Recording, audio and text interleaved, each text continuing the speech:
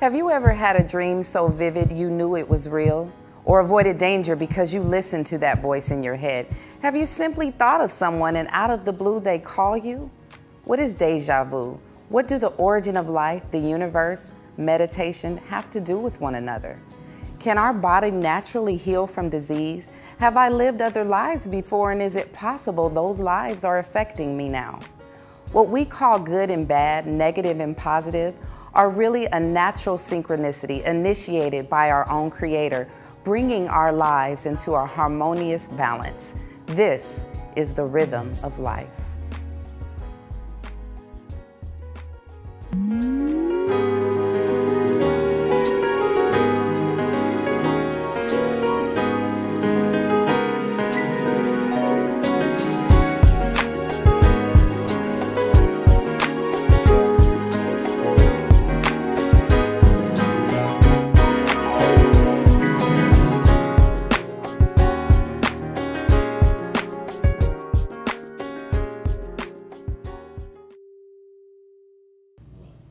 Hello family, I greet you in love and light. You're watching The Rhythm of Life and I am your host, Sophia. We have a wonderful guest visiting us today all the way from New York. He is a hypnotist and healer, Mr. Andy Sway. Thank you so much, Andy, for sharing your time with us today. We really appreciate it. Thank you, my pleasure. Yeah. Now you've spent many years traveling pretty much all over the world. You speak 4 different languages. And obviously at some point your road led to spiritual healing and hypnotism. Tell us a little bit about your road to that.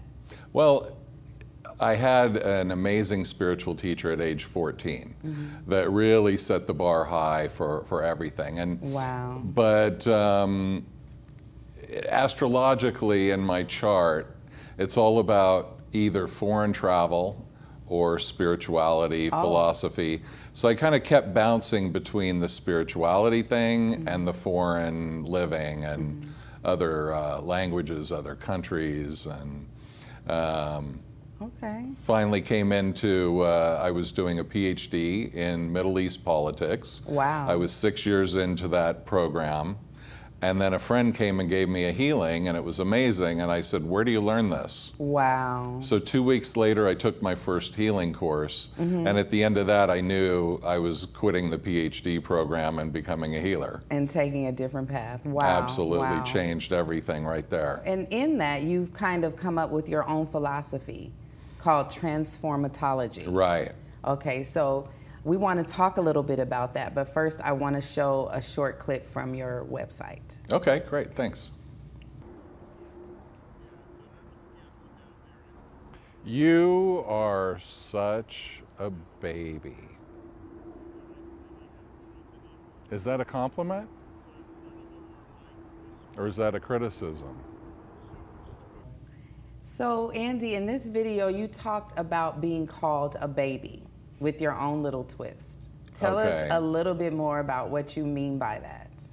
Well, the thing is, the transformatology is all about your core, what I call your core frequency. Okay. Okay, so if you imagine that you have a soul frequency, if you have a certain energy that your soul's all about, but then you have another energy that your body, your lifetime, the lifetime that you've come into. When you combine them, right, you have a certain mission in life, you have certain talents that serve that mission, and you're born with that.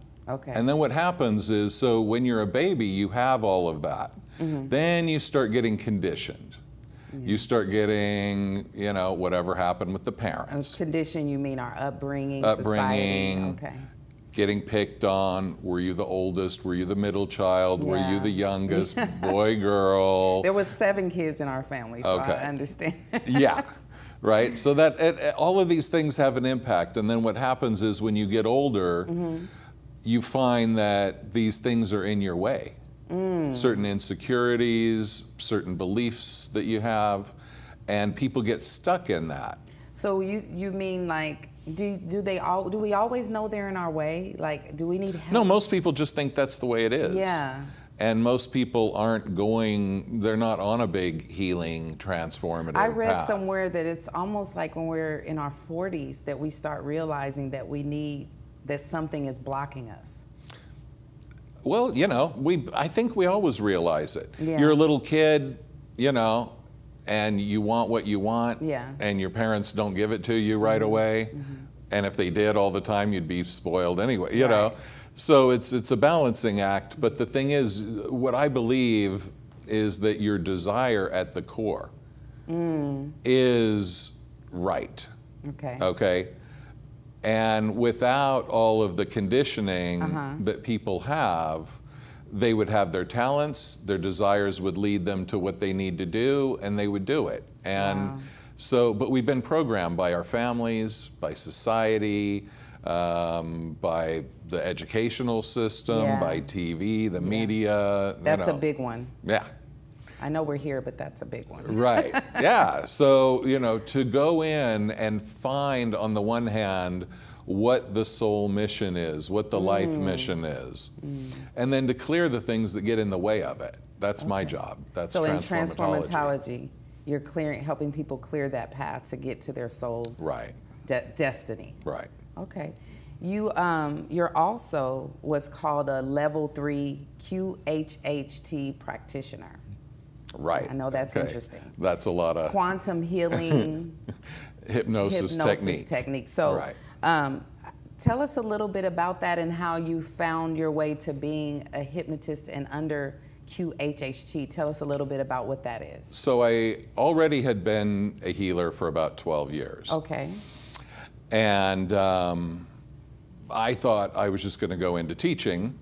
And my girlfriend at the time said, I think there's one more thing you're going to learn. Yeah. And at first I was resisting that idea. But then I found this book called The Convoluted Universe, Volume 1 by Dolores Cannon. Dolores Cannon, okay. And I started reading that book and it blew my mind. Wow. I mean, it was basically transcripts of past life regression hypnosis sessions that she'd done. So, you know, it was ancient Egypt, it was other planets, it was... And there's a lot of people that experience the past lives, yeah. Yeah, I know I felt that as well. Yeah.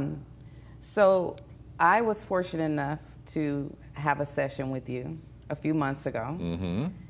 It changed my life. You're a wonderful hypnotist. I can attest to that. It was a lot of fun. It took a lot of time.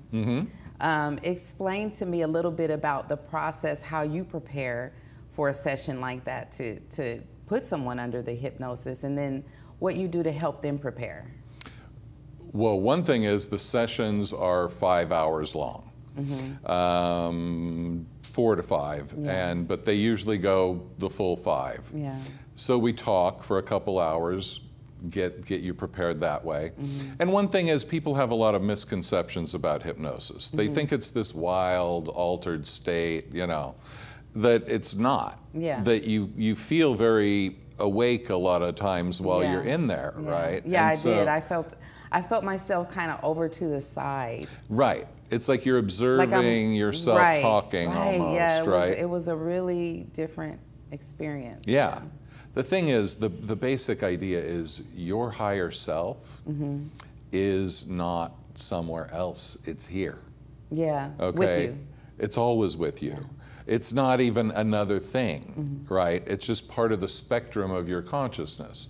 And we have been trained by society, by religion, by all kinds of things to not pay attention to that part of ourselves. And something seems to be going on with humanity where we're waking up to that. Okay, well, let's take a minute because I brought a couple clips of my session with you. Oh, great. So let's take a minute and look at that first clip now. Excellent. Now we're moving forward to a completely different time and place. We're moving forward to the next most significant time and place that Sophia needs to experience. The most significant time and place that Sophia needs to experience today. And now you're coming there, and now you've arrived. I want you to look around and tell me What does this place look like?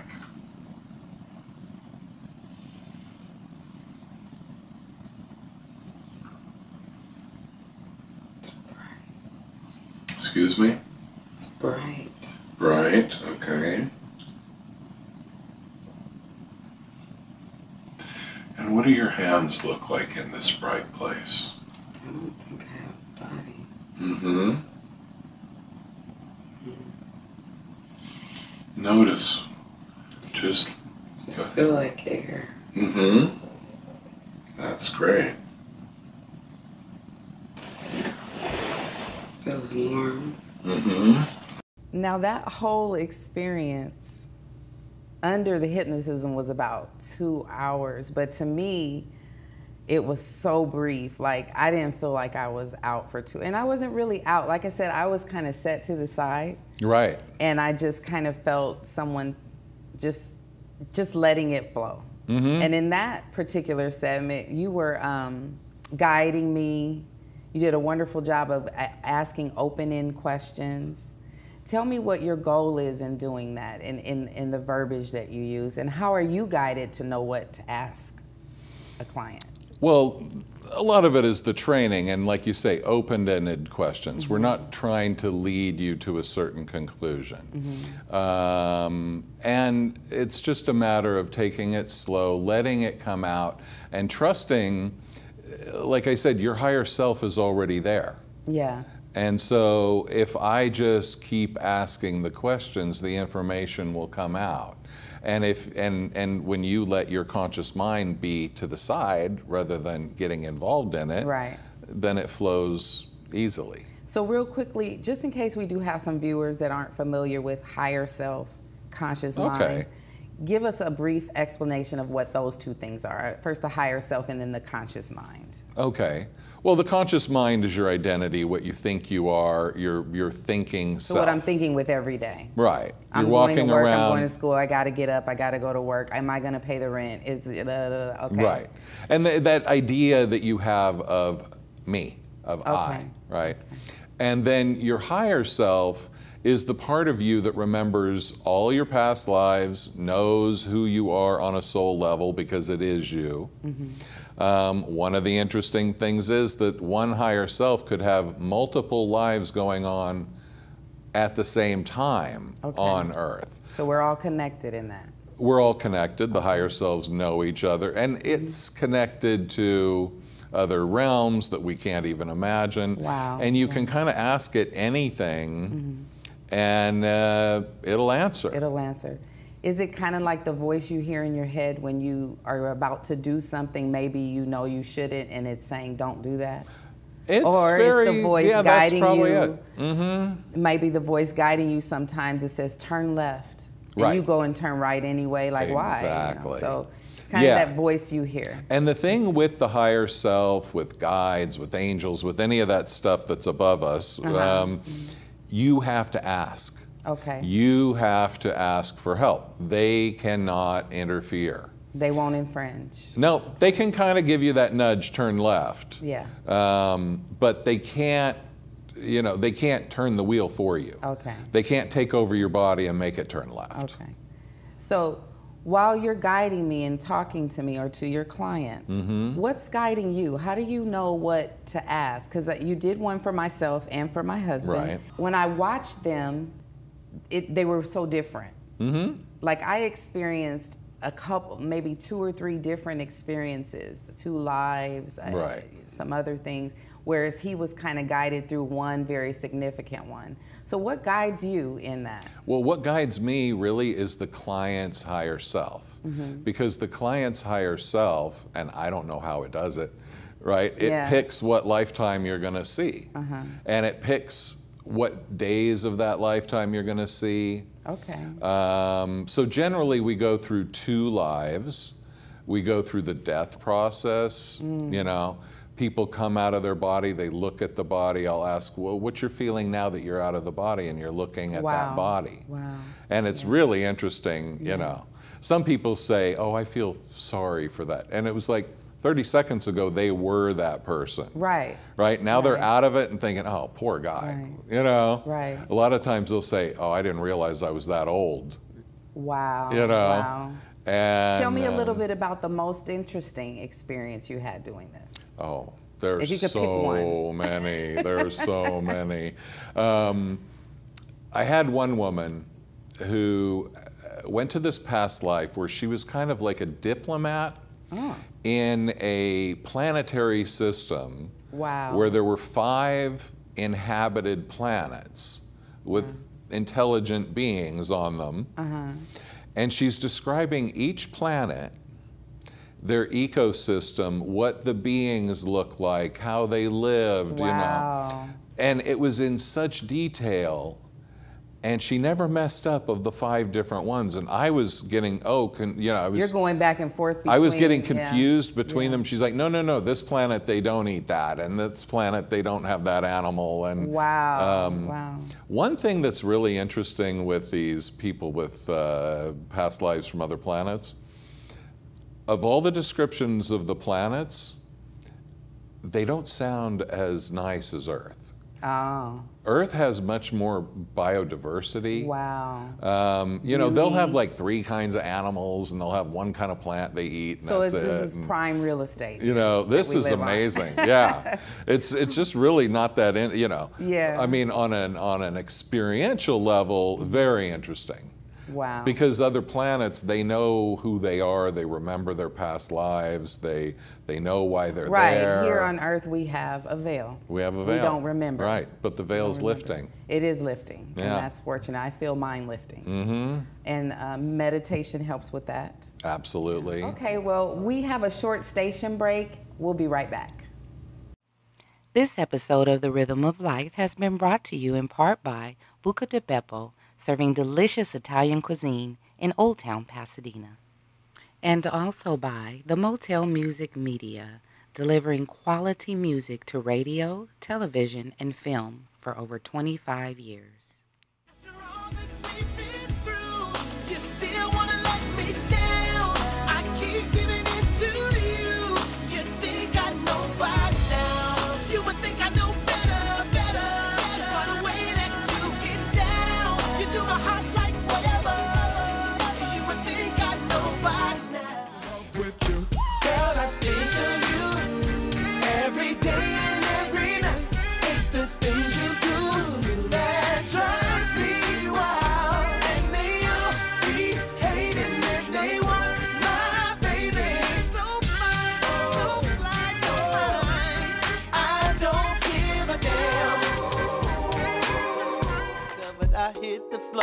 She really put me down. Tried to get me, she tried to stick me for my paper. She turned out to be a flaker. She hurt my heart, I really hate her. Now I gotta erase her. Scratch her name right off the list and try to act like she didn't exist. I feel like brand new paper, cause I had to erase her. But I just gotta keep it real with you.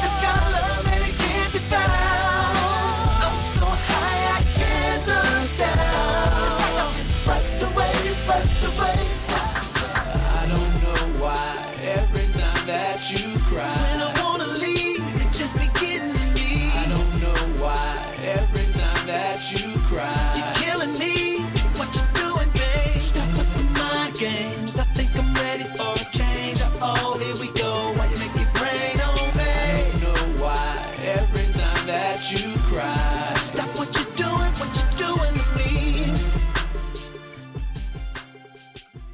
Welcome back, family. You're watching The Rhythm of Life. I am your host, Sophia, and thank you again for sharing your energy with us today. Again, I'm here with hypnotist and healer Andy Sway. But before we get back into our conversation about my hypnotism, I want to go ahead and show this second clip. It was like a mother, father, oath. Good. And like a protector. Right. Let it happen. Let it happen even more. Let it move. Let it happen. Breathe and let him in. My father. Let him in.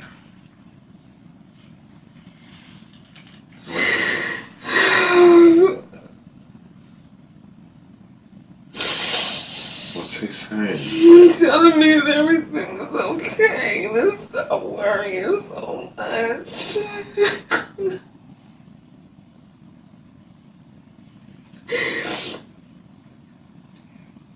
He keeps saying stop worrying so much. Everything is okay.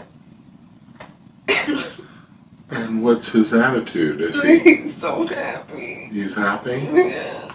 So he's not scolding you? No, No? he just wondering why. He's not mad at you? No. Okay. Tell me I'm doing fine. What does he think about you not getting this? Like it's silly. That's what I want you to feel. I want you to feel how silly he sees it as. Try to see it his way for a moment. That was such an emotional time for me. I could not believe that I actually heard and felt my dad. My dad transitioned from here, from this dimension in 2008. And so I was just, I just was overcome with emotion when he was there. And it wasn't like you sitting here. It's more of a feeling and a knowing. That's the only way I can explain it. So you helped me a lot because I feel like my life changed tremendously since then. I felt my dad all the time, but you were able to bring him through for me in such a different way in that hypnotism that I know he's here and I know how to feel him now. So I really, really appreciate that healing for me.